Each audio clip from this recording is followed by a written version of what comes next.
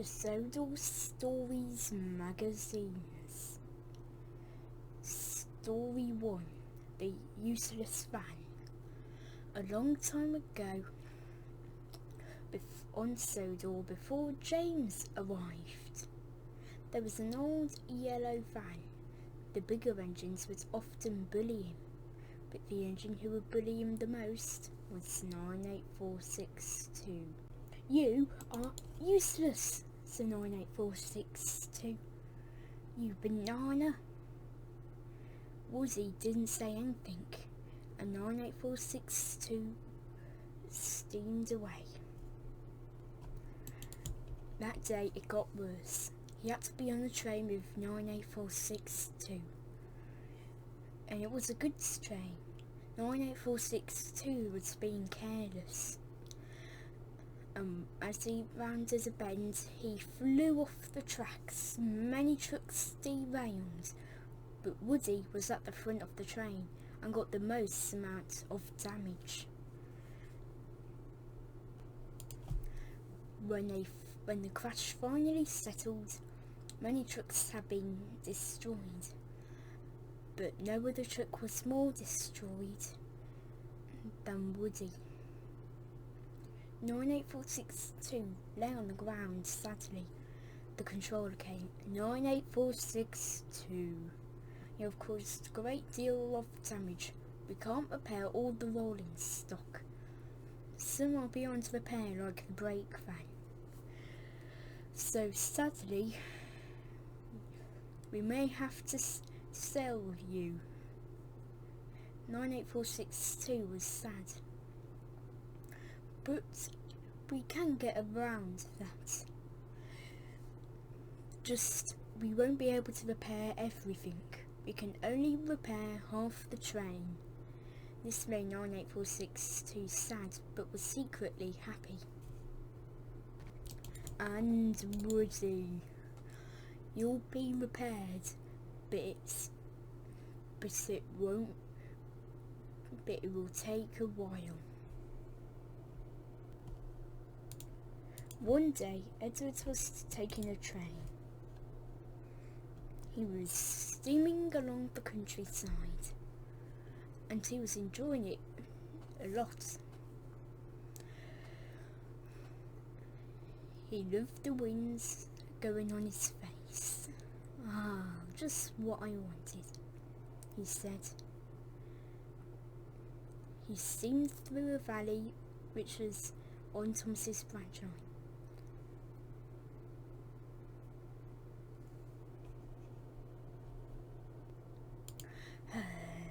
"There's no other place like this line," he said. He saw an abandoned line and he asked his driver if he could check it out. His driver said yes, and he did. But when he finally came down the line, he was in shock. "Woody," he said. "Oh, hello, Edward," said Woody. "What are you doing here?"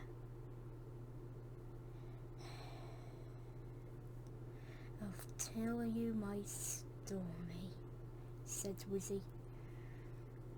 "Once I was told I'd be going back to the works after that crash with 98462. I did go to the works, but they said there was too much damage on me. So they took my surviving glass pieces and some of my surviving wood pieces off,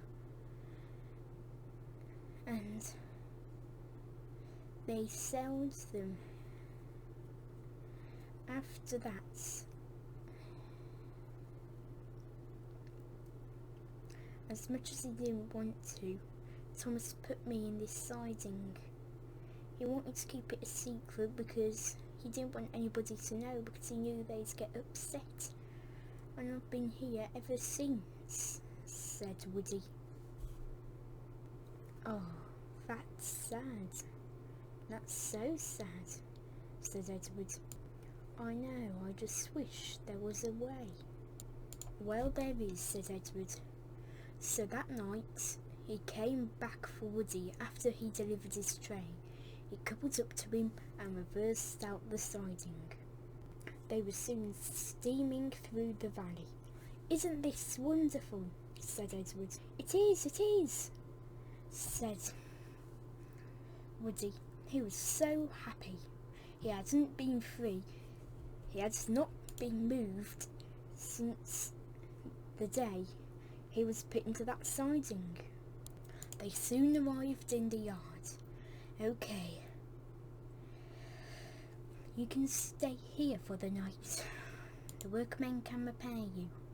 "Thank you, Edward," said Woody. "No problem," said Edward. The workmen uncoupled him and Edward went back to Tismuth's sheds. But before he did, Woody had a little thing to say to Edward. "Edward, thank you for rescuing me," he said quietly. "Oh, no problem," said Edward, and he finally steamed off to Tismuth's sheds. They repaired him that night, and soon they were steaming down the line. "Ah, such a lovely day, and it's going to be your first day at work as well," said Edward. "I hope so," said Woody excitedly. They soon reached the yard.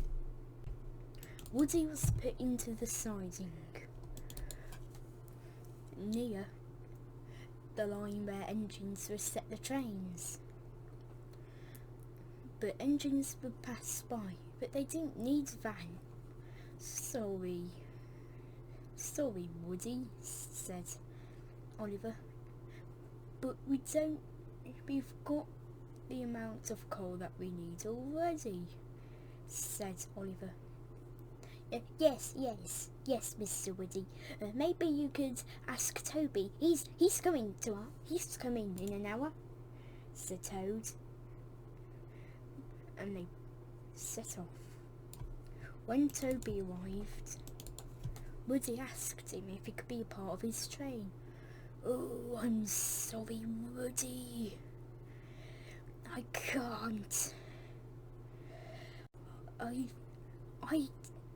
I need these trucks are not going to help, you could say. But they only want trucks at the quarry, that's what I'm trying to say," said Toby. Woody was even sadder. Edward saw this and he went to the Topham Hatt that night. "Sir, Woody's not being useful. No engine is taking him." "Oh, don't worry, Edward. I'll set him up for being a luggage van on Thomas's branch line to carry luggage. Well, that will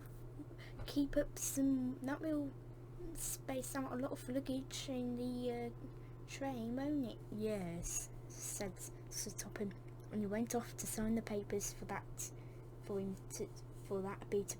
to be allowed. Soon Woody was arranged, and he was soon hard at work on Thomas's branch line. He was at the back of Annie and Clarabelle. "Oh, we got a new friend, oh, we got a new friend. He is a yellow van, he is so unique. He is so unique,"